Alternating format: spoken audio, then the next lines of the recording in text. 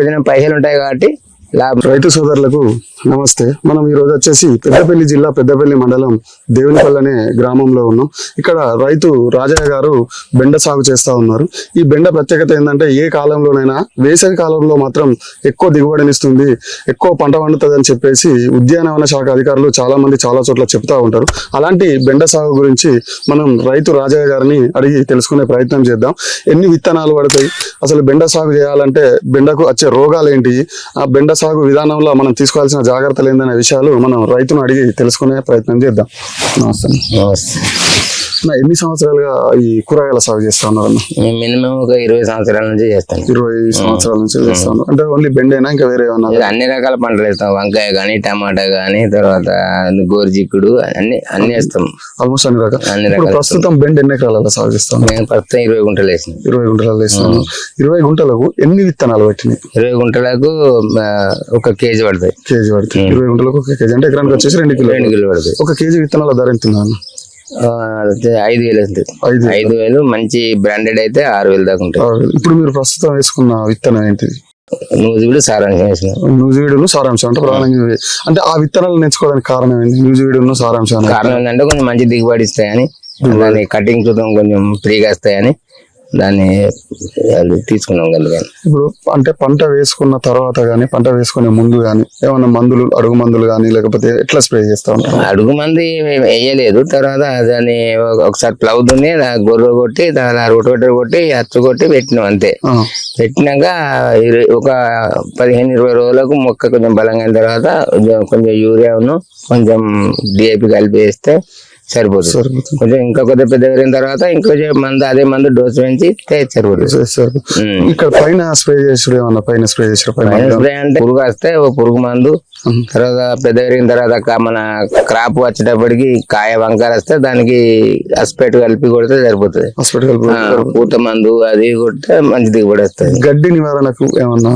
గడ్డి నివారణ అంటే ఇది మేము పొలంలో పెట్టినాం కాబట్టి కొంచెం ఒక్కడేసారి కలిసినాం. ఆ తర్వాత కల్పనే రాలేదు. మొక్క హైట్ పెరిగింది కాబట్టి ఆ ఈటుకు అది కింద గడ్డి పడలేకపోయింది. మాకు కొంచెం సహకరించింది, మాకు కొంచెం లాభం అయిపోయింది. దాని వల్ల మాకు కొంచెం లాభం అయిపోయింది. కలుపు నివారణ అది దాని లాభం అయింది పొలం అడి కాబట్టి. ఇప్పుడు మనం దిగుబడి ఏ విధంగా ఉన్నది అన్న? దిగుబడి అంటే ఈసారి వచ్చేసి మంచిగానే ఉన్నది. ఎప్పుడు పెట్టినా కొంచెం తక్కువ నచ్చింది, కానీ ఈసారి మాత్రం మంచి సహకరించింది, మంచిగానే ఉన్నది. కొంచెం అది రోగం తక్కువనే ఉన్నది, కొంచెం వచ్చేసి మంచిగానే ఉన్నది. సరే మందులతో కొంచెం తక్కువనే కొడతాను, ఎందుకంటే మంచిగా ఉన్నది కాబట్టి తక్కువ కొడతాను. అది మంచి ఇప్పుడు మంచి దిగుబడి ఉంది.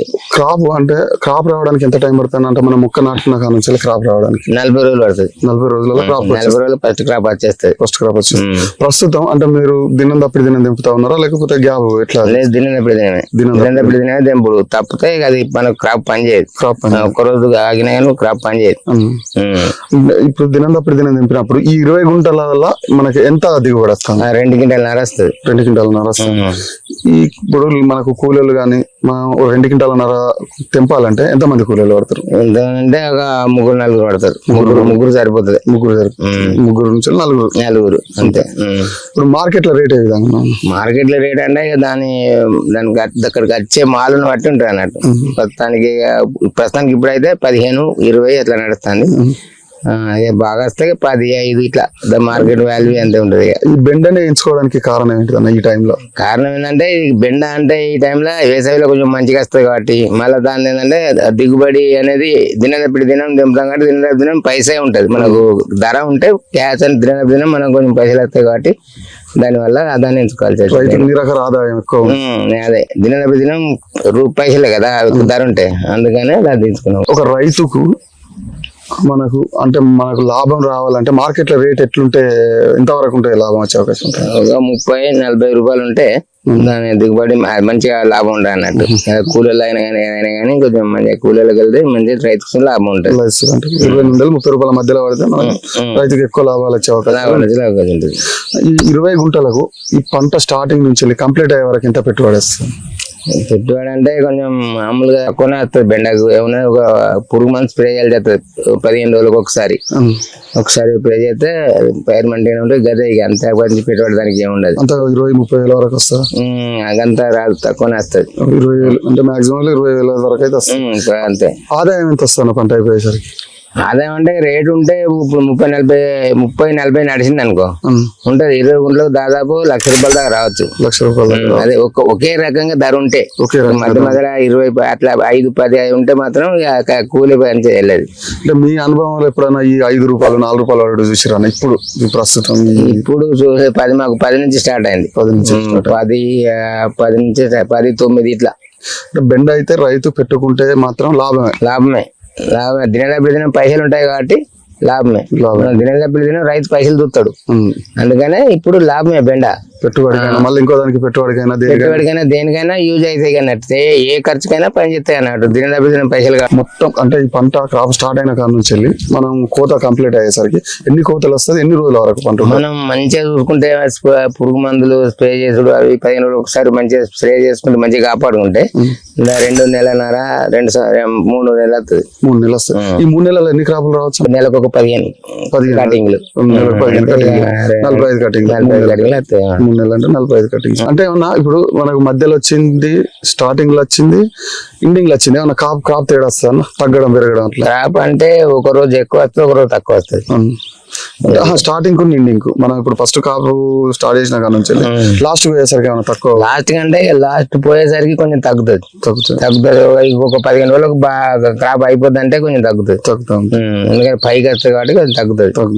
బెండ చేనులో ప్రధానంగా వచ్చే రోగాలు ఏమేమి? ప్రధానంగా వచ్చే రోగం దానికి ఏంటంటే తేనె బంక వస్తుంది, పోతే అది కాయ వంకర వస్తుంది, అంతే. అంత మించి దాని పురుగు దాని అంతే. ఇక దానికి వచ్చే రోగం పిండి నల్లి వస్తుంది. దానికి కాయ ఎర్రగా అవుతుంది అన్నట్టు.